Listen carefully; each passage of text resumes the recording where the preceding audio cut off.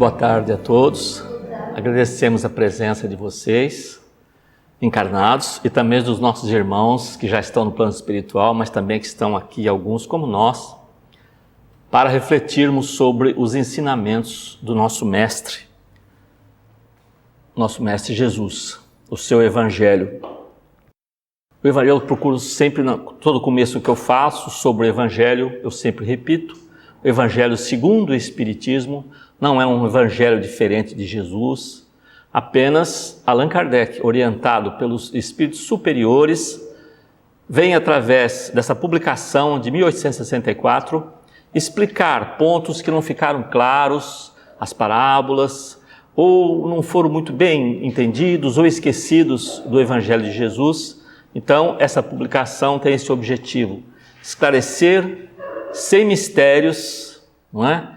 Os ensinamentos de Jesus, para que a gente possa, compreendendo esses ensinamentos, refletindo sobre eles, nós possamos aplicar no cotidiano, porque não adianta apenas conhecermos todas as páginas do Evangelho se nós não aplicamos esses conhecimentos que recebemos nas nossas relações sociais, na família, no dia a dia, tá certo? Então, hoje, bem-aventurados os pobres de espírito. A primeira parte, porque os capítulos que a gente tem, alguns são muito extensos do Evangelho, então a gente procura dividir. E o que eu faço é assim, um apanhado geral, não é? Sobre esses capítulos. Seria, sim, uma sugestão que as pessoas pudessem ter em casa o Evangelho segundo o Espiritismo, porque ali você vai ler com mais profundidade, né? Porque eu faço apenas um apanhado geral, um resumo, né? E se puder, né, ler o Evangelho em casa, ou com grupo, ou mesmo sozinho, em voz alta, tá? Para que espíritos que estão por ali possam também ouvir e aprender como a gente. Isso vai melhorar o nosso ambiente, sempre vai enriquecer espiritualmente o nosso ambiente doméstico e as pessoas que ali habitam, tá certo? Então, ele é dividido, não é? O que é preciso entender por pobre de espírito: todo aquele que se eleva será rebaixado, mistérios ocultos aos sábios e aos prudentes. Essa é a parte que nós vamos ver hoje. E no próximo encontro, instruções dos espíritos, o orgulho e a humildade, missão do homem inteligente na Terra. Essa lição, né, é o capítulo 7º do Evangelho segundo o Espiritismo. O que é preciso entender por pobres de espírito? Bem-aventurados os pobres de espírito, porque deles é o reino dos céus. Aqui já vem a primeira explicação. Quando Jesus diz pobres de espírito, ele não quer dizer homens desprovidos de inteligência, ignorantes, nada disso. Mas os humildes, né? Ele diz que o reino dos céus é deles e não dos orgulhosos. Então essa que é a lição que dá. Então vamos pensar no reino dos céus como um bom lugar no plano espiritual, né? Onde espíritos ainda que estão muito apegados ao seu orgulho, à sua vaidade, à sua arrogância, à soberba, apegados demais aos bens terrenos e à materialidade, a densidade do seu perispírito não tem afinidade com esferas mais elevadas, né? Então a gente sabe que cada lugar nosso está reservado de acordo com a nossa frequência, com a nossa vibração média que nós temos, é onde a gente vai habitar no plano espiritual.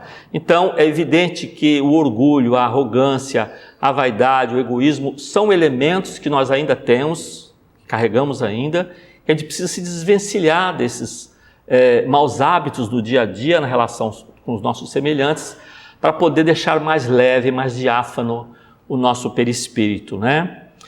Os homens de ciência, o Evangelho diz, os homens de ciência, de espírito, segundo o mundo, têm geralmente tão alta consideração de si mesmo e de sua superioridade, que olham as coisas divinas como indignas da sua atenção, né? Eu tenho tudo, eu sou o máximo, né? Eu tenho inteligência, eu tenho capacidade, a minha vida está muito boa, por que eu tenho que me preocupar com as coisas do espírito, né?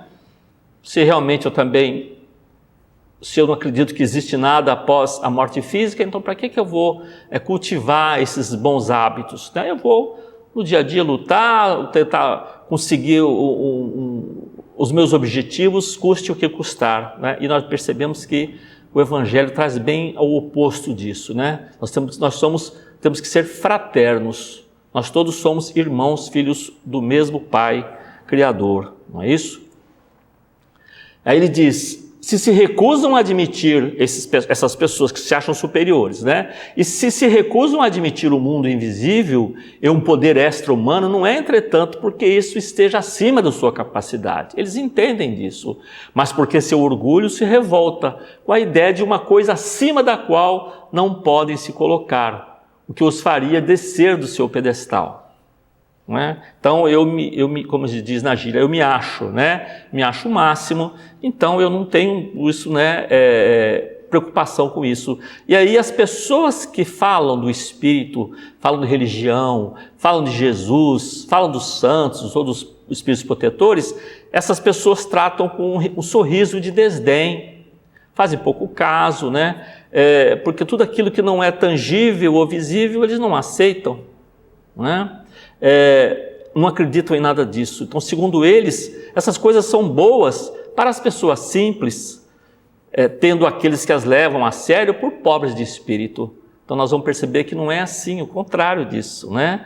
Que o Evangelho, sim, ele está para todos, mas aqueles que têm a simplicidade e a humildade, ele vai entender isso aí, né? Ele vai entender isso aí, porque as palavras do Evangelho, segundo o Espiritismo, elas são claras para todos, independente da condição social, não é? Vai poder entender isso. E, aliás, existem pessoas que se consideram uma elite intelectual, tá? Que dizem, né, que religião, acreditar em Deus, é um consolo para pessoas pobres e ignorantes. Tá? Essa é a visão que muitos têm, né? Esses chamados da elite intelectual, materialistas, que acham que isso aí é um consolo, não é? Tanto que eles dizem que a maioria dos países que são católicos são pobres, não é? São pobres, não é? Aqueles países que são mais desenvolvidos não estão muito apegados à religião, né? Quer dizer, isso são algumas ideias, inclusive, equivocadas, tá certo?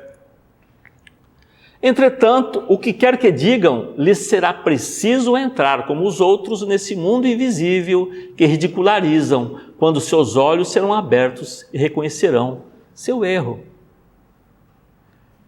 Os benfeitores espirituais, a espiritualidade maior, não têm a preocupação de querer provar a existência que existe uma vida espiritual. Não existe essa gana de querer que as pessoas tenham. Não, as coisas são dadas. As sementes são derramadas, os Espíritos falam em todas as partes do mundo do Evangelho de Jesus e que existe uma vida espiritual. Cada um vai pegar aquilo de acordo com a sua intenção, com a sua capacidade e da sua simplicidade de entender isso, tá certo? Então, quando essas pessoas que são materialistas, né, ligadas muito ao orgulho, etc., quando desencarnam, chega lá, ficam incomodadas com isso, porque não aceitavam isso aí, ficam revoltados, acham que inclusive não estão mortos. A literatura espírita está cheia de exemplos como esse, pessoa que está ali apegado muito aos bens materiais, não é? E vai aqui, gente, nenhuma crítica aos bens materiais, nós sabemos disso, todos nós gostamos de conforto, nós estamos sendo iluminados na luz, temos cadeira para sentar, equipamento, tudo isso aqui são bens materiais, mas nós somos usufrutuários desses bens. Nós não podemos ficar amarrados dele, porque nós não levamos nada disso. As coisas que nós levamos para o mundo espiritual são coisas imateriais. Não é isso? Nossos sentimentos, nossas emoções, nossos conhecimentos, não são materiais. É isso que nós levamos. Então a pessoa chega lá, primeiro ele acha que não morreu, está tendo um pesadelo, né? Eu estou conversando com as pessoas não me ouvem, então eu estou louco. Né? Não passa pela cabeça dessa pessoa, tá? Que ele está desencarnado, que está fora do corpo físico. E as casas espíritas, como essa aqui, recebem entidades que vêm e não acreditam ainda que estão mortos, porque ele está respirando. Ele sente que tem o corpo, só que o corpo dele é o corpo lá na outra frequência. Lá para eles é material, né? E a gente não vê esses espíritos, né? A não ser que seja evidente, porque eles estão em outra frequência vibratória, tá? A frequência é uma coisa muito interessante para a gente colocar em termos bem simples, né? Aqui não tem nenhum rádio ligado, Mas se eu ligar o rádio, aqui um rádio vai pegar uma frequência e vai tocar uma estação que vai tocando música. Aquela frequência você só vai tocar música. Se você mudar de estação, vai acontecer o quê? Uma que está tendo notícias. É isso? Então cada um tem uma frequência. Essas frequências estão passando tudo por aqui, por essa sala. Né? Frequências do aeroporto, de tudo. Só que nós não estamos sintonizados em nenhuma delas. Vamos pensar que o plano espiritual também é assim. A nossa frequência vai estar compatível com determinado plano espiritual. Não é? Então essas pessoas, eles vão entrar nesse mundo, né, e ficam... Mas lógico, ninguém está desamparado. Por mais que a gente não queira aceitar, né, muitas pessoas não se conformam que vão ter que envelhecer. Né? Não se conformam, eles ficam procurando o máximo prolongar a vida. Tudo bem, você pode ter saúde, mas exagerar não adianta, porque vai chegar uma hora que vai desencarnar, porque é natural isso. É como a noite e o dia. Você pode espernear, mas vai escurecer. Né? E no outro dia vai ter outro dia, o sol vai aparecer, etc. Então a gente não tem uma luta contra as leis divinas. Tá certo? Mas também não adianta ir para o plano espiritual, achar porque eu sou espírita, que eu sou católico, que eu sou protestante, isso vai garantir um plano elevado para mim. Nada disso, tá? Eu ouvi uma frase do Dr. Paulo Frutuoso que diz o seguinte: mais vale a conduta do que a crença. Tá? O mais importante é como a gente age com as pessoas, como que é o nosso modo de vida, na nossa família, no dia a dia, no ambiente de trabalho. Eu sou cordial, sou respeitoso, sou fraterno. É isso que vai importar, não é? Não importa se tem religião, tá bem? E Jesus disse a cada um segundo as suas obras. Jesus não disse as pessoas têm que ter religião. Não é isso. A cada um segundo suas obras. É muito claro, né? Então, em dizendo Jesus que o reino dos céus é para os simples, que ninguém é nele admitido sem essa simplicidade de coração, humildade de espírito, né? Que o ignorante que possui essas qualidades será preferido ao sábio que crê mais em si do que em Deus. Tá certo? Tem essa humildade, perceber que nós temos um Pai, como a nossa irmã Celeste, né? Através que a Mazé leu, a leitura dela. Nós temos um Pai maior, misericordioso, né? Que não abandona nenhum dos seus filhos. Nós é que saímos do caminho que Ele deixou para nós. Através de quem?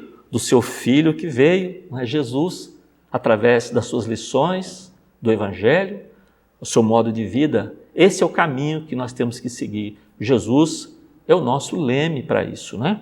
Bem? Todo aquele que se eleva será rebaixado. O que será que se quiser com isso, né? E Jesus aproveita o dia a dia, lógico, nas parábolas, né, nas coisas que as pessoas possam entender, mas nem todos entendem, lógico, a fundo o que ele quis dizer.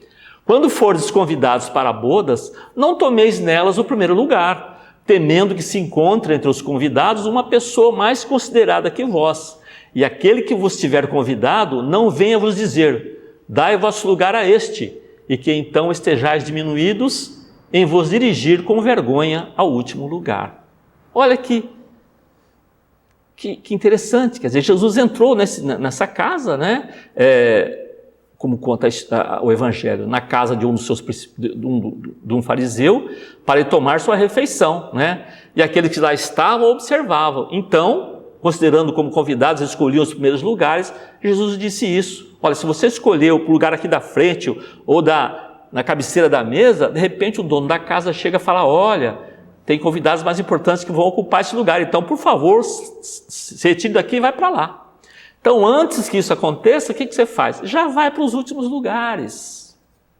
Vai para os últimos lugares. Caso o dono da casa ache importante você mudar, ele vai te chamar para um lugar de destaque, tá certo? A gente não vai passar, né, por um vexame, né? Para não ficar constrangido por a atitude da casa. Então, a lição de Jesus, ele dá esse exemplo aí, tá bem? Mas, como ele diz, quando fordes convidados, ide vos colocar no último lugar, a fim de que quando aquele que vos tiver convidado vier, vos diga, meu amigo, subi mais alto. Então isso será um motivo de glória diante daqueles que estão à mesa convosco, porque todo aquele que se eleva será rebaixado, e todo aquele que se rebaixa será elevado. E aí nós vamos lembrar o quê? daquela pessoa que desencarna e chega no plano espiritual, achando que vai ter um tratamento especial, porque ele foi um doutor, porque ele foi um político importante, que ele teve um cargo muito importante, que ele era um diretor de um centro, porque ele fazia palestra espírita, porque ele era um pastor, porque ele era um bispo. Tá certo? Ele chega lá, ele fica esperando, né, que vai ter um tratamento especial. E aí não acontece isso. Tá certo? A lição é para isso, né? A gente não criar expectativas que nós vamos receber o tratamento justo, de acordo com o nosso merecimento, nem mais nem menos, tá certo? Isso que é importante lembrar, tá? Então, não importa, né, realmente os nossos títulos acadêmicos, a nossa aparência física, nada disso, vai importar sim, né, a nossa condição espiritual, é isso que nós temos que lidar.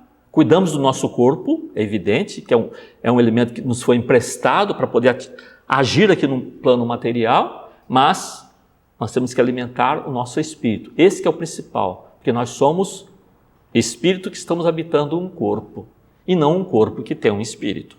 Bem? A princesa e o jardineiro. É interessante essa história. Tá? É uma historinha que eu já li isso aí e tem diversas versões, né? Eu já vi muito assim, pega mais um aspecto, outro, mas em termos gerais, a história é o seguinte: era uma princesa muito jovem,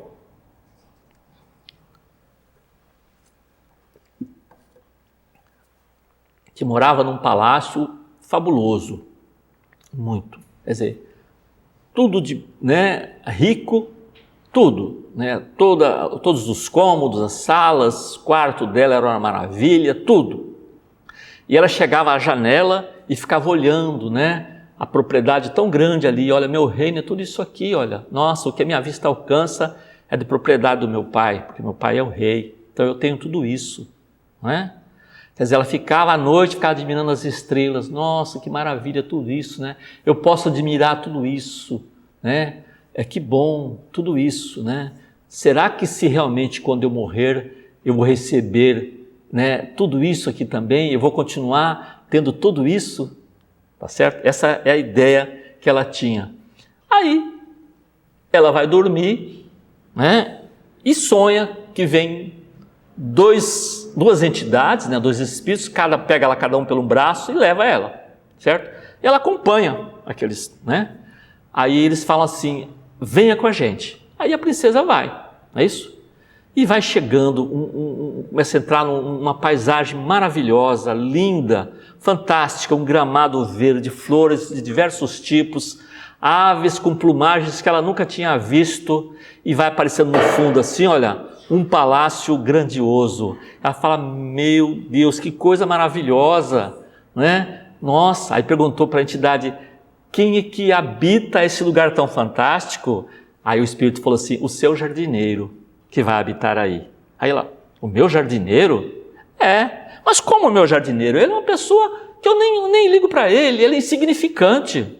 É um serviçal que a gente trata, né, nem tem consideração. Como é que você me diz que isso aqui vai ser o palácio dele? Não é? Aí ele falou assim, você não conhece esse jardineiro, você precisa conhecê-lo. É isso? O que ele ganha aqui é muito pouco, mas o lugar que ele vive é mais pobre do que ele. Então o que ele consegue economizar, ele distribui, auxilia as pessoas da sua comunidade. Com pouco que ele tem, ele distribui, ele ajuda. É isso que ele vem construindo na vida dele, tá certo? Esse aqui é o lugar que ele virá habitar. Mas vamos continuar. E aí foi, né? Ela ficou imaginando, e o meu então, como é que vai ser, né?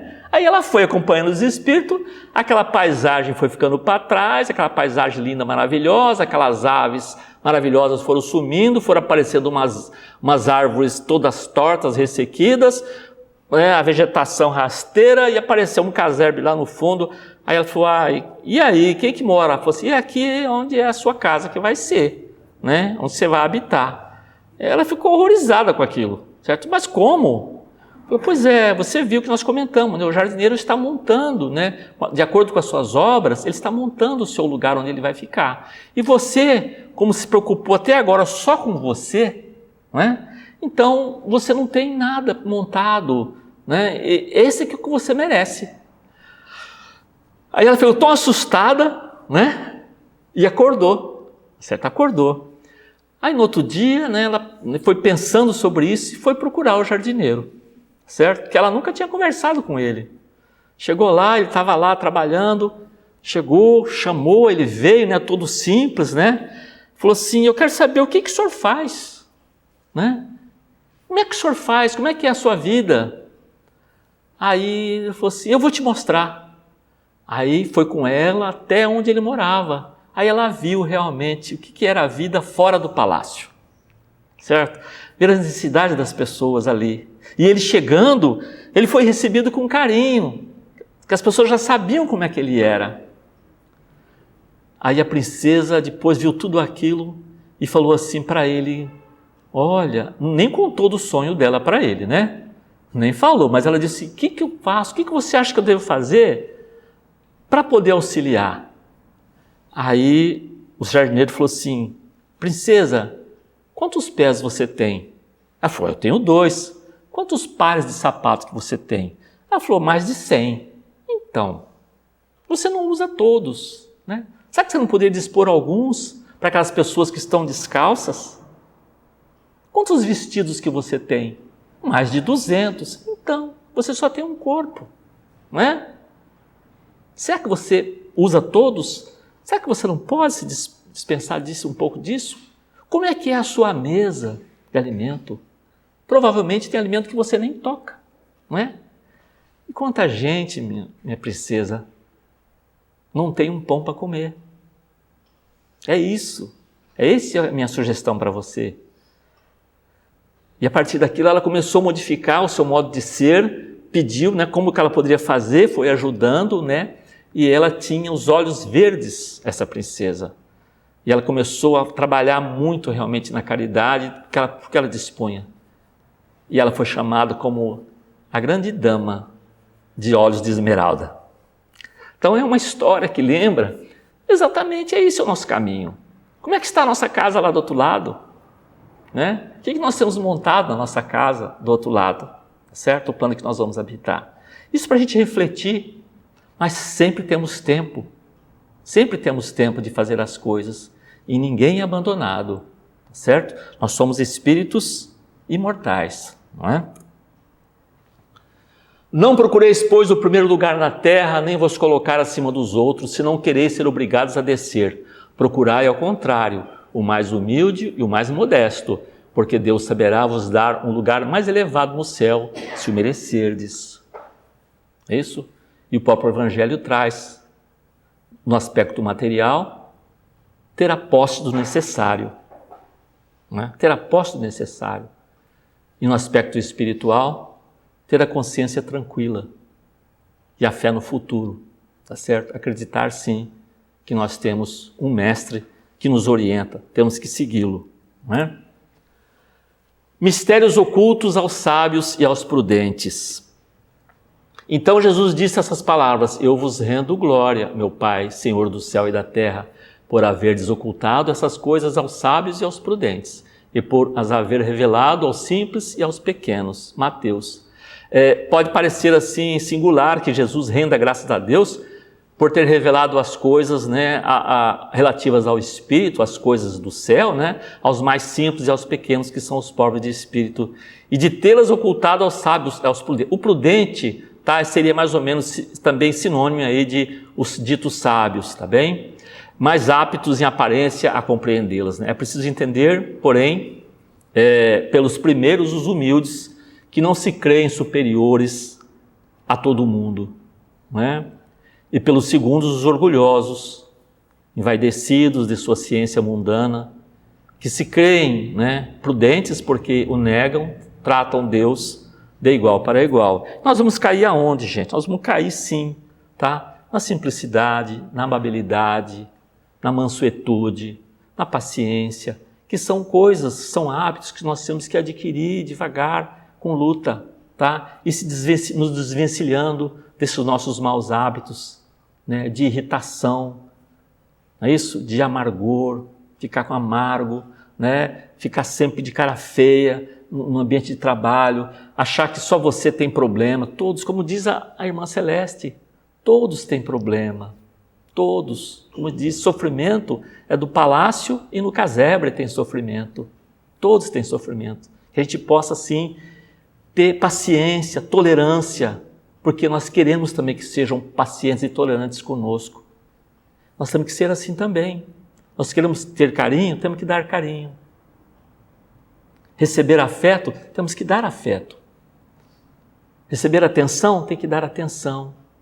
Então, repare que é uma mão dupla, vai e volta. Se nós nos fechamos no nosso mundo particular, nos isolamos, nós não temos isso, não temos capacidade para isso, de doar. E principalmente, uma das coisas mais difíceis que tem, servir, sem aguardar recompensa de nenhuma espécie.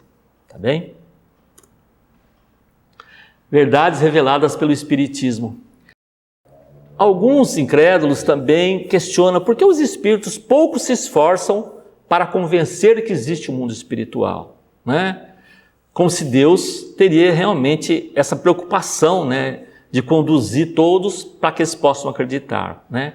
A luz da boa-fé é espalhada a todos, como o sol é derramado para os justos e para os injustos. Não é isso? A natureza, ela é benéfica. Uma árvore frutífera não escolhe a quem vai doar o seu fruto. É a todos. Cabe cada um usufruir daquilo da melhor maneira possível, não é? Então as coisas do Espírito também são assim, né? Deus brilha nas pequenas como nas grandes coisas, derrama sua luz com abundância por toda parte. Cegos são aqueles que não querem ver. Isso é muito importante. As evidências são gritantes, mas não voltam os olhos para a verdade. E os Espíritos comentam, o orgulho é a catarata que obscurece sua vista. Vou repetir, os Espíritos comentam, o orgulho é a catarata que obscurece a sua vista. Tá? Então o cego é aquele que não quer ver. É isso? Todo mundo tem, de um modo geral, alguma sensação, está na gente, que existe um poder maior sobre nós. Existe um ser que cada um chama de Deus, cada um tem um nome para isso, né? Mas existe uma organização estruturada, né? Organizada, que controla o universo, que tudo está no seu lugar, os movimentos dos planetas, a posição da Terra, não muito próximo do Sol, que seria queimado, nem muito distante do Sol, que ficaríamos frio, né? Ficaria muito frio aqui para a vida. Mas não, é uma distância certa. Isso não foi obra do acaso.